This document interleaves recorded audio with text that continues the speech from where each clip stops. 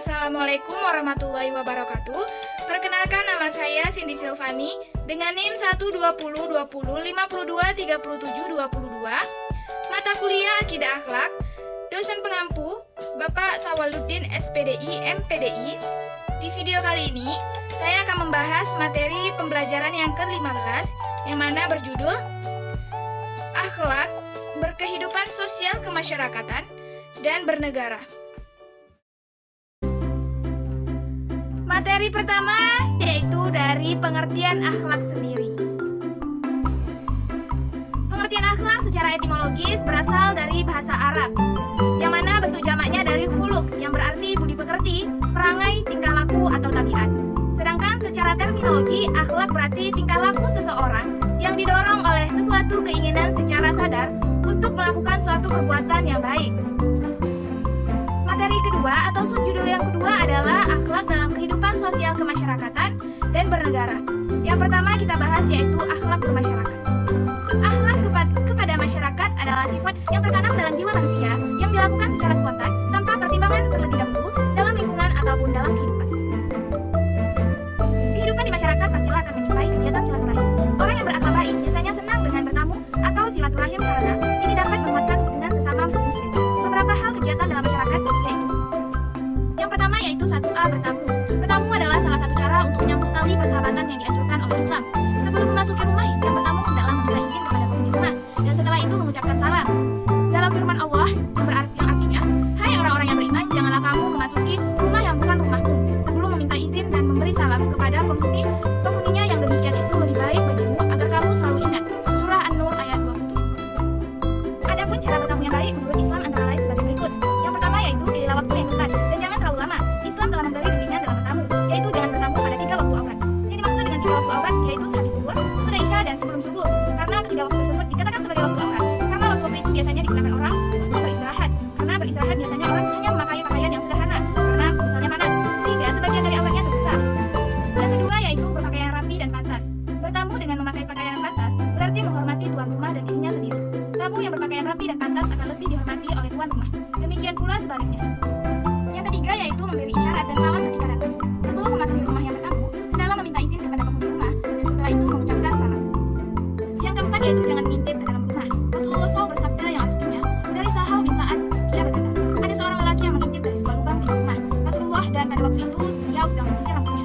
Maka Rasulullah SAW bersabda, jika aku tahu engkau mengintip, niscaya aku colok matamu. Sesungguhnya Allah memerintahkan untuk meminta izin itu adalah karena untuk menjaga pandangan mata. Hadis riwayat Bukhari. Yang kelima yaitu minta izin masuk sebanyak 3 kali. Jika 3 kali namun belum ada jawaban dari tuan rumah, hendaknya pulang dahulu dan datang pada lain kesempatan. Yang keenam yaitu memperkenalkan diri sebelum masuk. Apabila tuan rumah belum tahu atau belum kenal, hendaknya tamu memperkenalkan diri secara jelas, terutama jika bertamu pada malam hari. Yang ketujuh adalah tamu laki-laki dilarang masuk ke dalam rumah apabila tuan rumah hanya seorang wanita. Dalam hal ini perempuan yang berada di rumah sendirian hendaknya juga tidak memberi izin masuk tamunya. Mempersilahkan tamu laki ke dalam rumah, sedangkan ia hanya seorang diri, sama halnya mengundang bahaya bagi dirinya sendiri. Oleh karena sebab itu tamu cukup ditemui di luar saja.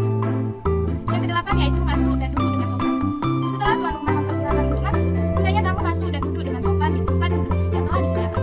Tamu hendaknya membatasi diri, tidak memandang kemana-mana secara bebas. Pandangan yang tidak dibatasi atau terutama bagi tamu asing dapat menimbulkan kecurigaan bagi tuan rumah. Yang kesembilan yaitu menerima jamuan tuan rumah dengan senang hati. Apabila tuan rumah memberikan jamuan, hendaknya tamu menerima jamuan tersebut dengan senang hati. Tidak menampakkan sikap tidak senang terhadap jamuan itu. Jika sekiranya tidak suka dengan jamuan tersebut, sebaiknya berterus terang bahwa dirinya tidak terbiasa menikmati makanan atau minuman seperti itu. Terakhir atau sebelum, segeralah pulang setelah urusan selesai. Kesempatan bertamu dapat digunakan untuk membicarakan berbagai permasalahan hidup. Namun demikian, pembicaraan harus dibatasi tentang permasalahan yang penting saja, sesuai tujuan berkunjung. Hendaknya dihindari pembicaraan yang tidak ada ujung pangkalnya, terlebih membicarakan orang lain. Tamu yang bijaksana tidak suka memperpanjang waktu kunjungan. Ia tanggap terhadap sikap tuan rumah. A2. Menerima tamu. Salah satu akhlak yang terpuji dalam Islam adalah menerima dan memuliakan tamu tanpa membedakan status sosial.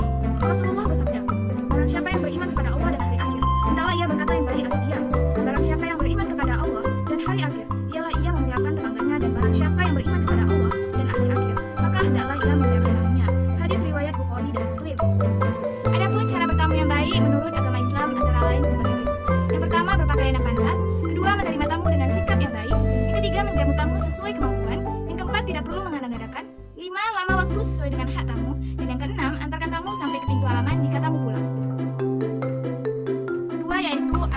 tetangga. Tetangga sendiri adalah orang yang terdekat dalam kehidupan. Tidaklah seseorang yang keluar dari rumah, melainkan dia melewati rumah tetangganya. Memuliakan dan berbuat baik kepada tetangga adalah perkara yang sangat ditentukan dalam syariat Islam. Hal ini telah diperintahkan Allah dalam firman-Nya surat An-Nisa ayat 36. Sebagai seorang muslim yang baik, maka hendaklah kita senantiasa memperlakukan tetangga kita dengan senantiasa memperhatikan dan memuliakan haknya. Adapun hak seorang tetangga dapat diklasifikasikan menjadi 3, yaitu pertama, berbuat baik kepada tetangga. Yang kedua, menjaga dan memelihara tetangga. Dan yang ketiga, tidak mengganggu tetangga. Yang ketiga, akhlak pergaulan dengan lawan jenis. Ada beberapa hal yang perlu diperhatikan dalam bergaul dengan lawan jenis. Di antaranya sebagai berikut. Yang pertama, senantiasa menundukkan pandangan. Yang kedua, menjaga hijab atau tidak berkhalwat. Yang ketiga, berkomunikasi untuk hal yang penting saja. Keempat, ukhuwah Islamiyah. Ukhuwah Islamiyah diartikan sebagai persaudaraan di antara umat Islam, di mana persaudaraan di antara seorang muslim diibaratkan sebagai bangunan yang kokoh yang sedang menguatkan. Sebagai umat Islam, ada hal-hal yang harus ditunaikan antar sesama umat Islam, sebagaimana yang dijelaskan Rasulullah dalam sabdanya, apabila engkau berjumpa dengannya, ucapkanlah salam. Apabila ia memandangmu, patuhilah. Apabila dia meminta nasihat kepadamu, berilah nasihat. Apabila dia bersih dan mengucapkan alhamdulillah, ucapkanlah yarhamukumullah. Apabila dia sakit, jenguklah, dan apabila dia meninggal dunia, antarkanlah jenazahnya. Hadis riwayat Bukhari Muslim. Ada 6 hak seorang muslim sebagaimana yang disebutkan dalam hadis di atas. Yang pertama, apabila engkau berjumpa dengannya, ucapkanlah salam. Yang kedua, apabila ia mengundangmu, penuhilah. Yang ketiga, apabila dia meminta nasihat, maka nasihatilah. Yang keempat, apabila dia bersin dan mengucapkan alhamdulillah, maka ucapkanlah yarhamukumullah. Yang kelima, apabila dia sakit, jenguklah. Dan yang keenam, apabila dia meninggal dunia, antarkanlah jenazahnya. Yang kedua yaitu akhlak dalam bernegara atau berbangsa. Akhlak dalam berbangsa perlu untuk disadari oleh kita agar dapat menjadi semakin sensitif terhadap persoalan yang terjadi pada bangsa dan negara kita. Bukan hanya hal ini didorong dengan kekhawatiran akan gugurnya generasi kita apabila tidak dibekali dengan pengetahuan tentang akhlak yang cukup. Akhlak Islam dalam kehidupan bernegara dilandasi atas nilai ideologi, yaitu menciptakan Batlatun Taibian Warabbun Ghafur, negeri yang sejahtera dan sentosa. Dengan membangun kemakmuran di muka bumi, maka cita-cita kebahagiaan dalam kehidupan dunia dan akhirat akan terwujud. Sesuai dengan janji Allah, hal tersebut dapat dicapai dengan iman dan amal. Bermakna manusia harus mengikuti kebenaran yang dibawa Rasulullah dan melaksanakan usaha pembangunan material spiritual, memelihara mengembangkan ketertiban dan keamanan bersama sistem politik Islam berdasarkan atas 3 prinsip: tauhid, risalah, dan khalifah. Adapun prinsip dari sistem politik Islam, yang pertama yaitu tauhid, yang berarti hanya Tuhan, pencipta, pemelihara, dan penguasa dari seluruh alam. Dialah yang berhak memberi perintah atau melarang. Yang kedua, risalah, yang berarti perantara yang menerima hukum Tuhan dan akan disampaikan kepada manusia. Apa yang disampaikan Rasul menjadi ajaran bagi umat manusia yang mengimaninya. Yang ketiga, khalifah, berarti wakil dari Tuhan di muka bumi untuk menjalankan ketentuan Tuhan dengan sebenarnya mengikuti tuntunan yang dibawa Rasulullah. Adapun akhlak dalam berbangsa dan bernegara.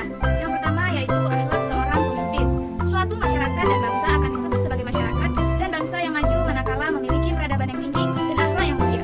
Meskipun dari segi ilmu, pengetahuan dan teknologi masih sangat sederhana. Sedangkan pada masyarakat dan bangsa yang meskipun kehidupannya dijalaninya dengan teknologi yang modern dan canggih, tapi tidak memiliki peradaban atau akhlak yang mulia, maka masyarakat dan bangsa itu disebut sebagai masyarakat dan bangsa yang terbelakang dan tidak menggapai kemajuan. Untuk bisa mewujudkan bangsa dan masyarakat yang berakhlak mulia dengan peradaban yang tinggi, diperlukan pemimpin dengan akhlak yang mulia. Seorang pemimpin harus memiliki 7 sifat yang mulia, yaitu sebagai berikut. Yang pertama yaitu tawadu, yang kedua berkata dan berbuat yang benar, yang ketiga menjalin kerjasama, 4 mengharap kritik dan saran, 5 memenuhi hak-hak rakyat, 6 menunjukkan ketaatan kepada Allah, dan yang ketujuh memberantas kezaliman. Yang kedua yaitu akhlak sebagai warga negara. Dalam kehidupan bernegara, seorang warga negara tentunya harus juga mengikuti pemimpinnya selama pemimpin itu masih mentaati perintah Allah seperti yang tertera pada surah An-Nisa ayat 59 yang artinya, hai orang-orang yang beriman, taatilah Allah dan taatilah Rasulnya dan ulil amri di antara kamu. Kemudian jika kamu berlainan pendapat tentang sesuatu, maka kembalikan ia kepada Allah, Al-Quran dan Rasul sunnahnya.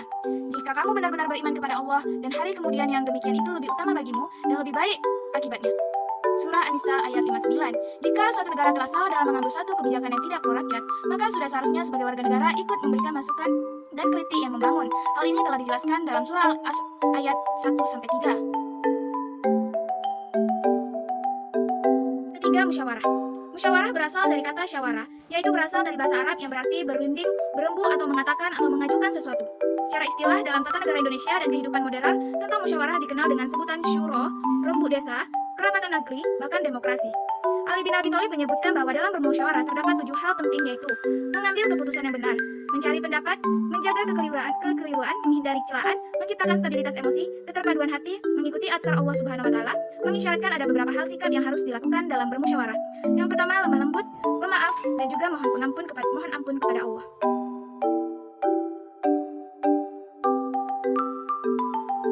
Menegakkan keadilan. Menegakkan keadilan adalah kewajiban setiap manusia.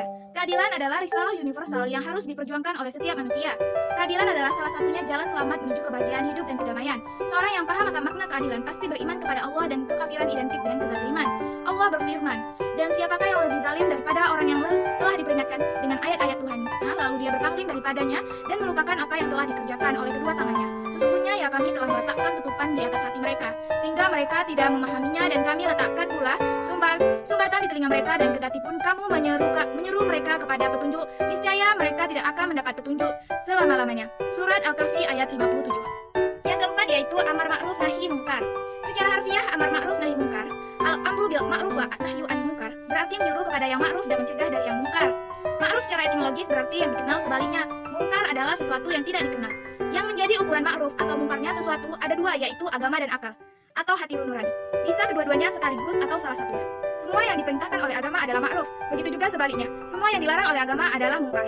Dalam hal ini Allah menjelaskan, "Dan orang-orang yang beriman lelaki dan perempuan sebagian mereka adalah menjadi penolong bagi sebagian yang lain. Mereka menyuruh mengerjakan yang ma'ruf, mencegah dari yang mungkar, mendirikan sholat, menunaikan zakat, dan mereka taat kepada Allah dan Rasulnya. Mereka itu akan diberi rahmat oleh Allah. Sesungguhnya Allah Maha Perkasa lagi Maha Bijaksana."